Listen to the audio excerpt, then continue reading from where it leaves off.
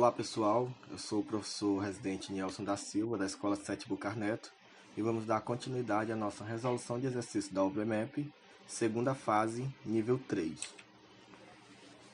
Vamos lá, a nossa primeira questão de hoje é uma questão de 2014, a primeira questão da prova, e vamos ver o que o enunciado nos fala. Michel pratica arco e flecha em um alvo como o da figura ao lado. Em cada rodada, ele atira 3 flechas e sua pontuação na rodada é a soma dos pontos obtidos com cada flecha. Acertar as regiões interna, intermediária e externa vale, respectivamente, a região interna vale 5 pontos, a intermediária 3 pontos e a externa 2 pontos. Caso ele acerte fora do alvo, ele terá a pontuação zerada. Caso a flecha acerte uma linha que divide duas regiões, vale a maior pontuação dentre elas. Agora vamos à nossa letra A. Ela diz o seguinte: Michel somou 11 pontos em uma rodada. Quais foram os pontos obtidos com cada uma das 3 flechadas? Bem, como nós temos aqui pontuação 5, 3 ou 2 ou 0, nós temos que conseguir 11 pontos. Vamos considerar que, primeiramente, ele acertou o centro do alvo com 5 pontos pelo menos uma vez. Porque, caso contrário, se ele errar, não acertar em nenhuma das 3 vezes, ele vai conseguir obter, no máximo, 9 pontos. E como nós precisamos de 11 pontos, vamos considerar isso.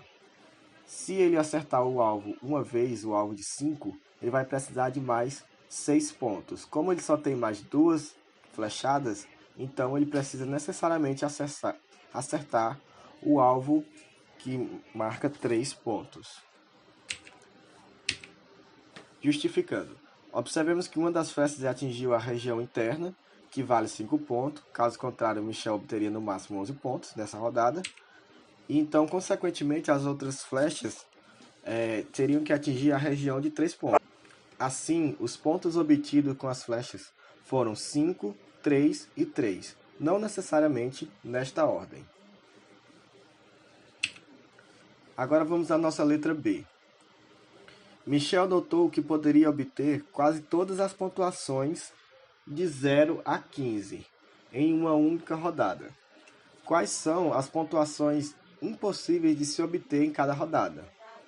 Para isso, nós podemos fazer o quê? Podemos pegar os números que são 0, 3, 0, 2, 3 e 5 e ver quais números eu consigo formar com minha rodada valendo 3 flechadas. Bom, para isso eu montei aqui uma tabela para ver quais números são possíveis formar. Para o número 0, bastasse que eu errasse o alvo 3 vezes e eu conseguiria 0 pontos. Para o número 1, como o menor número diferente de 0 é o 2, seria impossível encontrar o número 1. Logo, o número 1 não é possível encontrar. O número 2 poderia ser a soma. Eu poderia acertar o alvo 2 e zerar as 2 flechadas. O número 3, eu poderia acertar o alvo 3 e errar o alvo as outras 2 vezes. Para obter o número 4, eu poderia acertar o alvo 2 2 vezes e zerar a próxima. Para encontrar o meu alvo 5, eu poderia acertar o alvo que marca 5 pontos e errar as outras 2 flechadas. Ou eu poderia acertar o alvo que marca 2 e o que marca 3 e zerar na próxima flechada. Para obter o número 6, tem 2 maneiras. Eu poderia acertar o alvo que marca 2 pontos 3 vezes, ou eu poderia acertar o alvo que marca 3 pontos 2 vezes e errar o alvo na terceira vez. Para encontrar o número 7, eu poderia acertar o alvo 2 e 5 e zerar o próximo. Para encontrar o 8, eu poderia acertar 2, 3 e 3, ou 3, 5 e 0.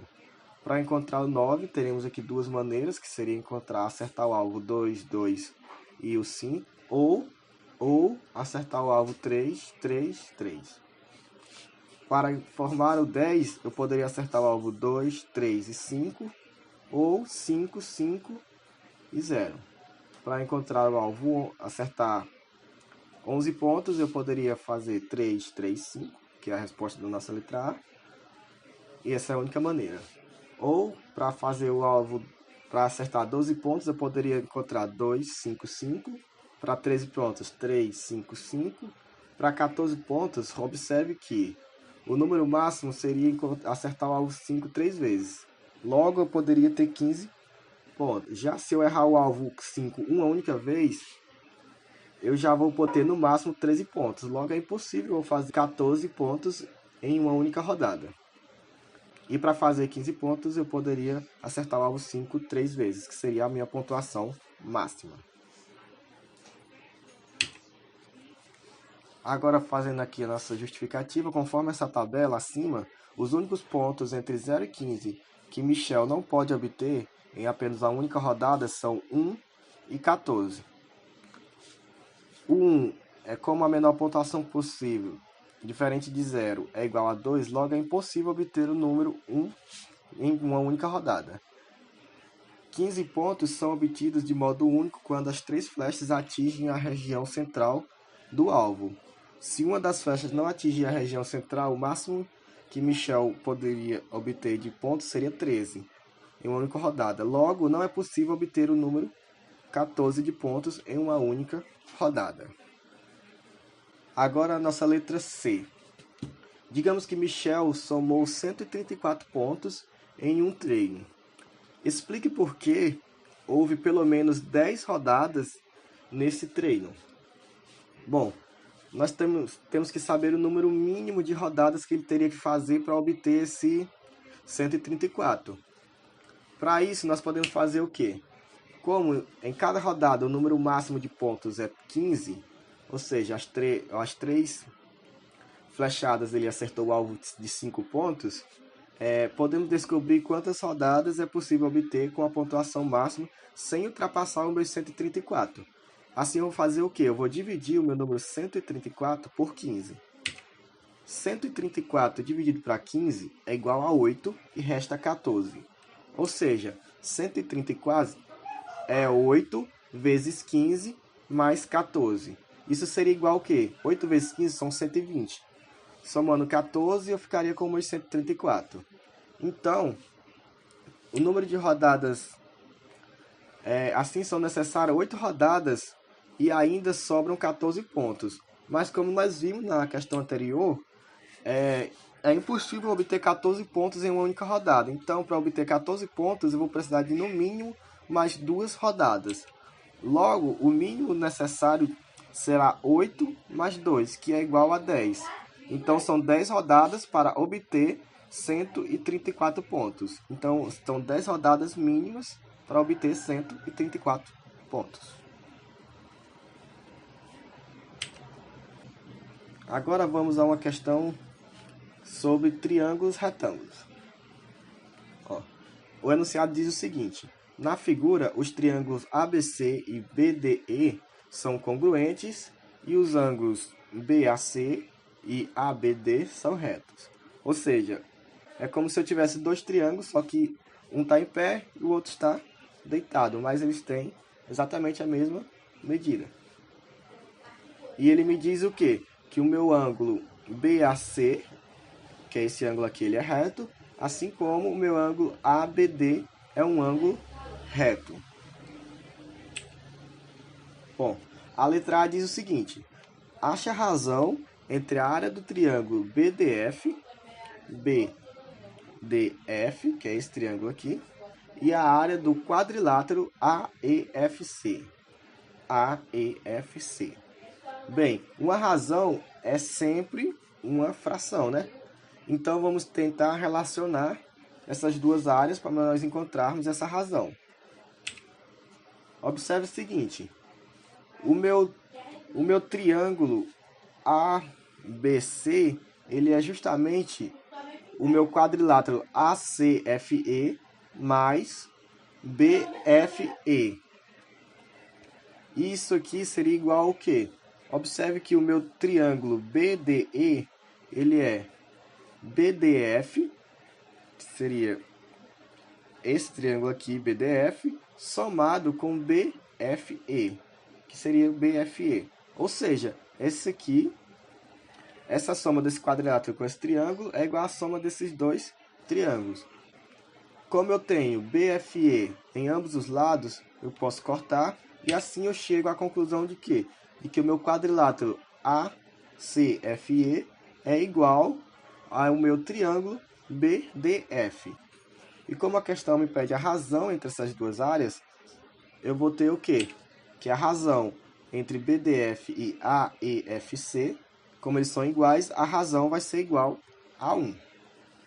Agora vamos justificar, né? Aqui nós fizemos o cálculo e vamos justificar. Justificando, eu poderia dizer o quê?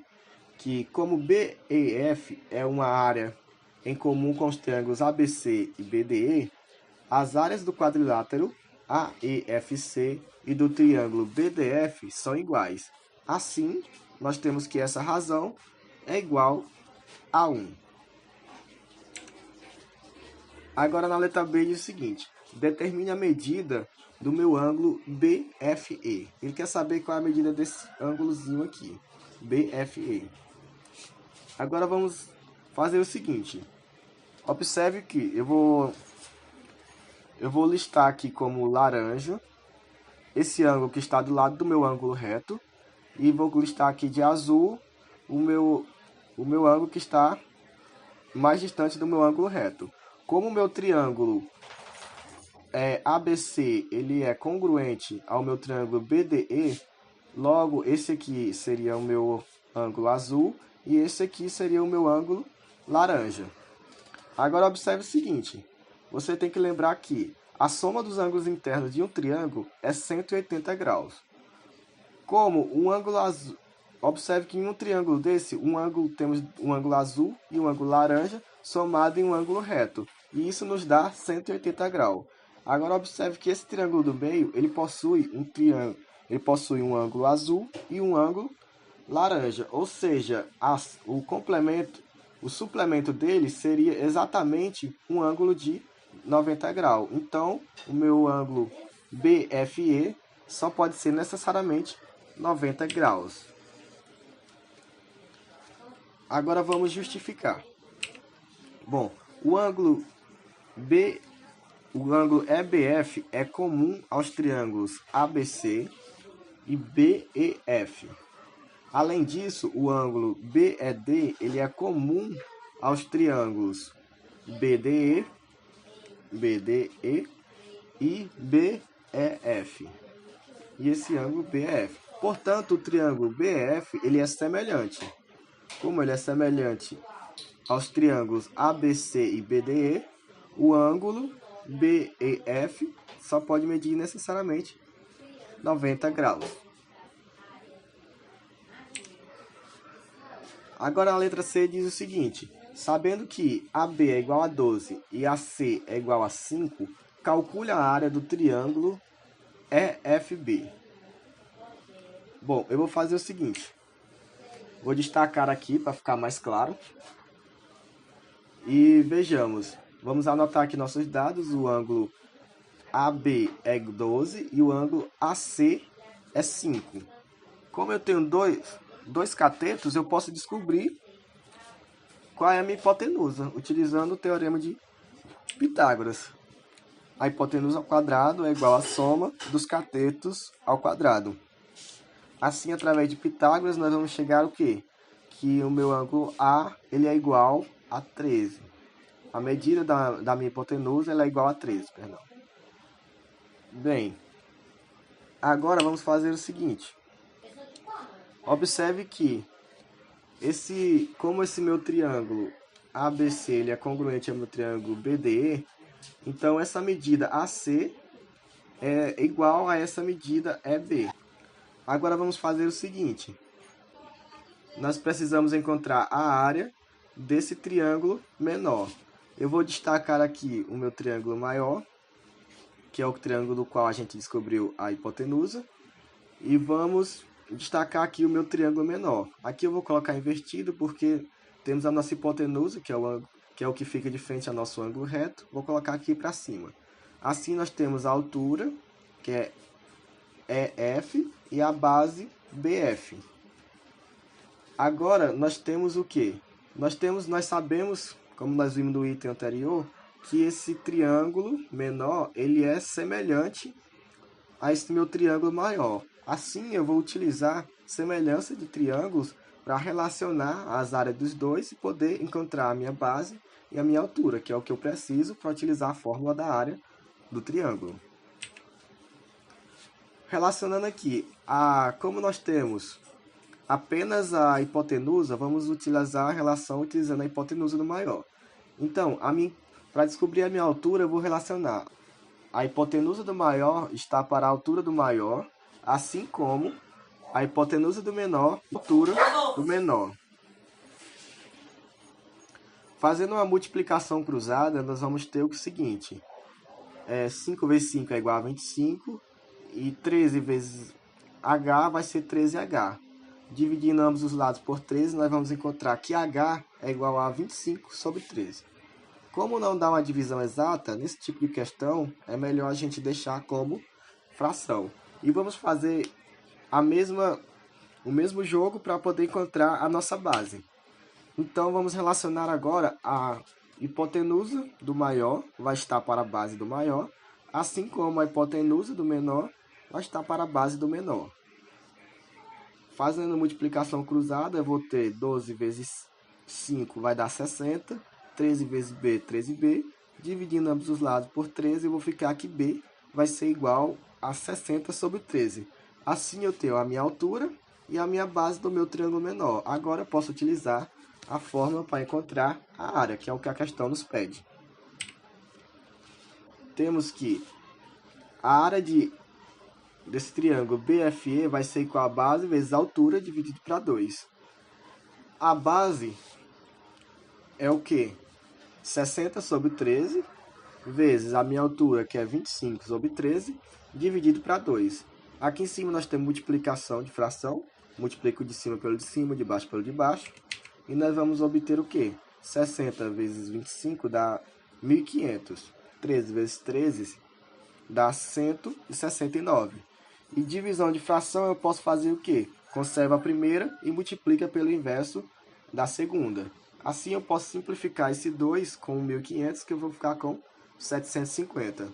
Assim, a área do meu triângulo menor vai ser o quê? 750 sobre 169. Agora precisamos justificar nosso cálculo e explicar os passos. Justificando por Pitágoras, nós vamos dizer o quê? Que BC ao quadrado, que é essa medida aqui ao quadrado, essa hipotenusa, vai ser igual a AB ao quadrado, que é 12 ao quadrado, mais AC ao quadrado, que é 5 ao quadrado. Logo, o meu BC vai ser igual a 13. Como visto no item B, o meu triângulo EFB, ele é semelhante ao meu triângulo ABC. Assim, nós vamos poder fazer o quê? Nós vamos colocar aqui o nosso cálculo que a gente fez anteriormente e chegar ao nosso resultado.